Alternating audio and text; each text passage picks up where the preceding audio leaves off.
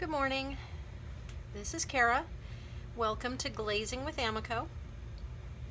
And today, by special request, I'm talking about saturation gold, which is a glaze that has been around in the PC line for a number of years, but we do still get a lot of questions about it. It's one of the older glazes that can be a little temperamental at times, especially if you're new to glazing, especially new with glazing PC glazes. So I made a test tile because one of the most frequent complaints we get about saturation gold is not that you can't get the jar lid off, is actually that it's not coming out gold, it's coming out black.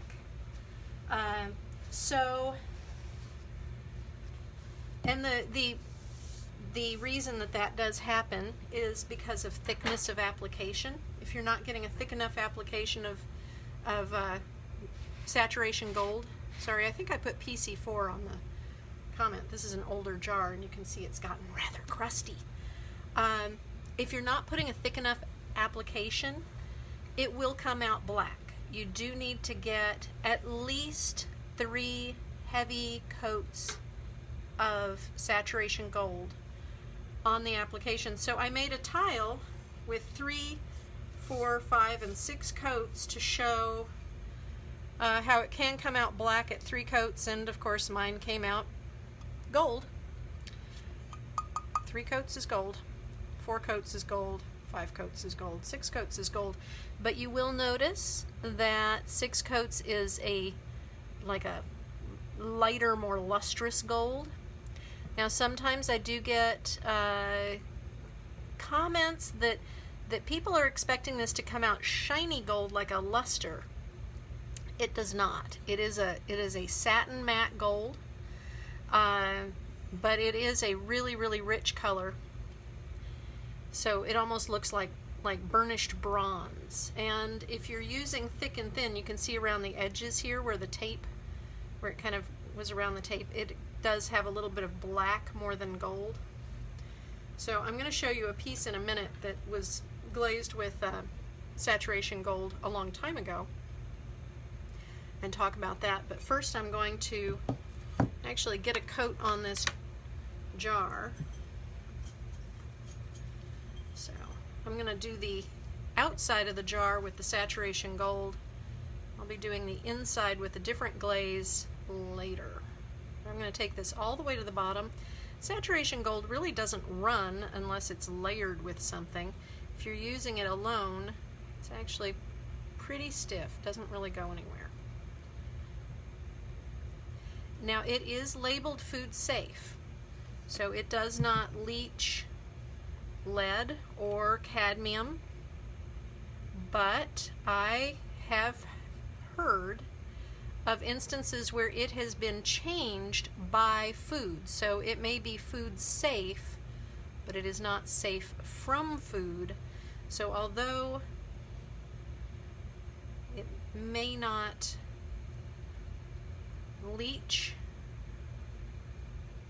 it does it is affected by acids, and you may want to use it for some other non-food surfaces.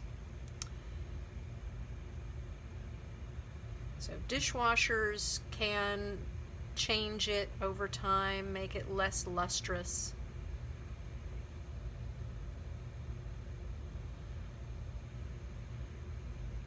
But it will not oxidize. So if you've ever used raku glazes, they can change over time and lose their metallic luster. So there's one coat. I'll just set that aside. Clean up my table so I don't get raw glaze on the thing I'm going to show you next. So this is a, well, I called it a watering can when I made it. This is a vessel that I made a number of years ago. It is thrown and altered and has some hand-built areas. can see that this was made with stamps, and it is glazed inside and out with PC-02 saturation gold, and it does have some pitting, which was due to two things. One was the clay body had a lot of sulfur in it, and two was that it was a fast firing.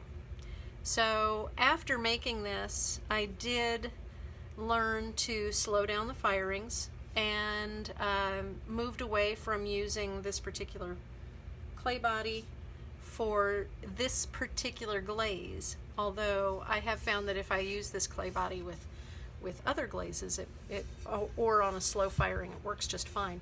So you can see this is 3 coats. It's got a little schmutz on it. It's a little dusty. It sits on my shelf. But you can see 3 coats, very nice, kind of antique looking bronzy sort of thing. But what I really wanted to show you is how it looks on the textured areas, and I think that that's just really beautiful. How it where it's thick and thin, where it goes thicker, it's going to be more gold, and where it's thinner, it's going to be black. So one of the things that I did here was that I did 2 very, very heavy coats, and then went back and did another coat where it was kind of more of a dry brush effect on the higher parts. It might have been 3 coats and then a 4th coat on the higher parts. But you can see how where it's thick, it's very, very gold. Where it's thinner, it's a little bit more black. But one of my favorite glazes for those kind of decorative surfaces. So 1 coat is dry, and of course those who know and have seen my videos before, you understand that I am a very generous glazer. So when I say 3 coats, that may be closer to 4 coats for some people, depending on how they apply glaze. You'll notice that when I apply glaze, that I'm kind of floating it on the surface. I don't let the brush drag or reach a point where it's dry. I want it to really just spread the glaze on. Tracy Gamble described in her video, which is on our PC page, about floating the glazes on. And that is my inspiration for how to apply glaze, PC glaze with a brush, is floating the glaze on. So that's 2 coats. Now when that is totally dry to the touch, I'll apply a 3rd coat and fire it to cone 5. It will go to cone 6 just fine. It looks great at cone 6. It's not as temperamental as some glazes, but I do like to fire it at cone 5. So if you have any questions, drop them in the comments, and I'd be happy to answer them later. Again, saturation gold, different thicknesses, but even 3 coats, still very gold. Just be sure to apply it generously, and you should not have any troubles. Thanks so much. I will see you guys next Tuesday. Have a great day and happy glazing.